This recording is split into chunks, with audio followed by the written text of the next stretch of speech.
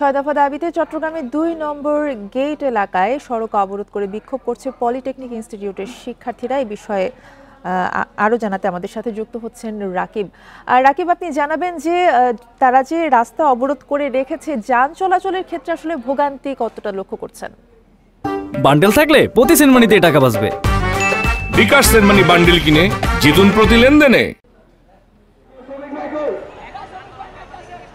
12:30টার দিকে যে সড়ক অবরোধ করেছেন সারা দেশের সেটি এখনো চলমান আছে। এই সড়কটি চট্টগ্রামের প্রধান একটি সড়ক এবং 4 রাস্তার মোড় বলা যায়। ফলে এখানকার যে যান চলাচল, ব্যস্ততম যে সড়কটিতে যে যান চলাচল সেটি একেবারে স্থবির হয়ে গিয়েছে। দুপাশে সড়কে ঠাই দাঁড়িয়ে আছে গাড়ি ঘোড়া এবং মানুষজন অনেক যারা বিভিন্ন গন্তব্যে যাবেন তারা দূর দূরান্তে হেঁটে যাচ্ছেন এবং ভোগান্তি আসলে মানুষের হচ্ছে। সেই মানুষজন বলছে যে আসলে এইসব আন্দোলনের কারণে তাদের যে গুরুত্বপূর্ণ কাজ তারা আসলে জানতেন না আজকে এই ধরনের একটি আন্দোলন বা কর্মসূচি হয়েছে। ফলে যারা বাসা থেকে বের হয়েছেন তারা অনেকটাই বেকায়দায় পড়েছেন।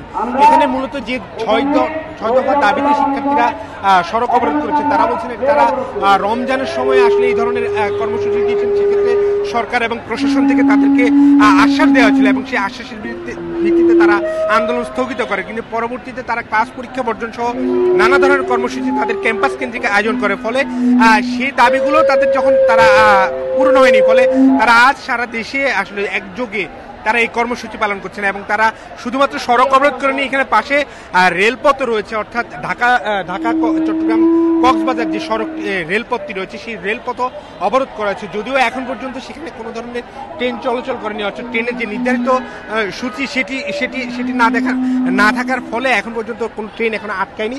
তবে এখানে যেহেতু সড়ক অবরোধ করেছে, সড়কের মাঝখানে শিক্ষার্থীরা বসে তাদের দাবি দেওয়া পেশ করছেন এবং তারা বলছেন তাদের এই দাবি আদায় না হওয়া পর্যন্ত তারা সড়ক ছেড়ে যাবেন না এবং ঢাকা তো একই কর্মসূচি তারা বলছেন তাদের চালিয়ে যাবেন।